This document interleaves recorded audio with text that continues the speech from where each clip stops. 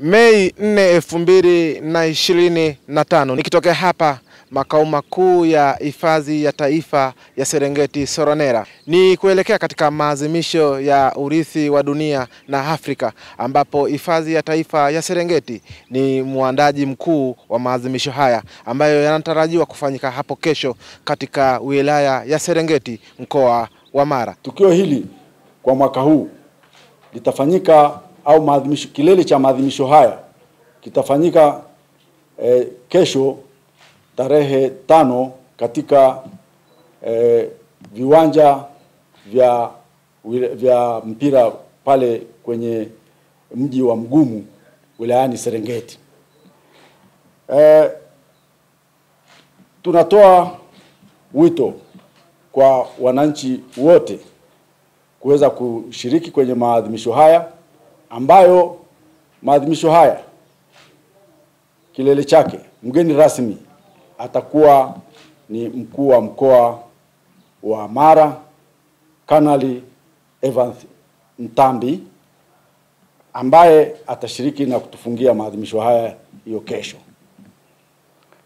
Maadhimisho haya asubuhi yataanza kwa maandamano ambayo yataongozwa na mkuu wa mkoa wa Mara, na maandamano hayo yanategemewa kuwa ya matembezi ya umbali wa kilomita 4. Kupitia maadhimisho haya pia zinatangazwa fursa mbalimbali kwa wananchi kuweza kuziendea. Fursa za wao kujihusisha na biashara ya utalii, fursa za wao kuanzisha mafunzo ya vijana wao, kuwapeleka mafunzo ya kwenye utalii, lakini pia wafahamu hata hizi sheria, kwa sababu ukiangalia kauli mbiu ya mwaka huu inasema migogoro na majanga ni chanzo cha uharibifu wa hizi maeneo ya urithi wa dunia. Utakumbuka kwamba Tanzania tumekuwa na migogoro katika maeneo mbalimbali. Hata hapa ni mgogoro juzi tu tumetoka kumaliza eneo hili. Kwa hiyo sasa tunawaita wananchi wajue kama sisi ni marafiki zao na tunahifadhi sio kwa sababu yetu, bali ni kwa sababu ya vizazi vya sasa na vijana.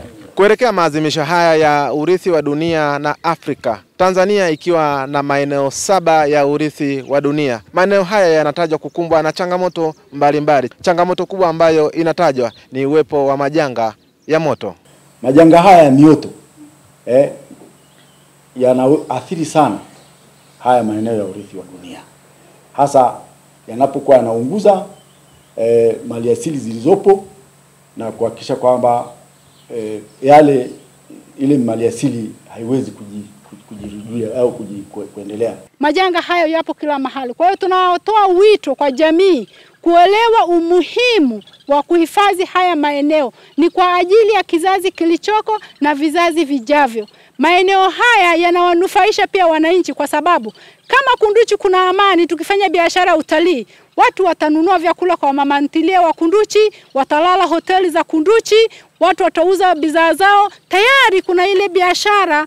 Tunaadhimisha hii siku kuwaambia Watanzania kwanza watambue kwamba huu urithi, pamoja na kwamba ni urithi wa dunia, lakini ni urithi wao kwanza kama Watanzania, na watambue kwamba ni kwa nini haya maeneo yamelindwa na yana faida gani kwa taifa na kwa wao kama Watanzania. Habari hii inatokea jijini Arusha, inahusiana na hoteli ya kimataifa ya Parrot Hotel. Hoteli hii ina hadhi ya nyota 4 ya ukweli iliyopo Kaloleni jijini Arusha. Jengo lake ni la ghorofa lenye floor 13, vyumba 116 vya kulala vyenye hadhi tofauti. Hapa kuna executive suite, junior suite, executive, standard bedroom, double deluxe na twin bedroom. Parrot Hotel ndani yake ina migahawa miwili. Mmoja ni maalum kwa ajili ya kupata kahawa za aina zote. Sehemu ya pili ni ya kupata chakula pekee. Hapa kuna bar maalum yenye swimming pool iliyopo floor ya 3. Kuna kumbi za mikutano kubwa 2 na kumbi ndogo kwa ajili ya vikao. Katika Afrika Mashariki, Parrot Hotel kwa sasa ni hoteli ya mfano kutokana na ubora wa huduma zake.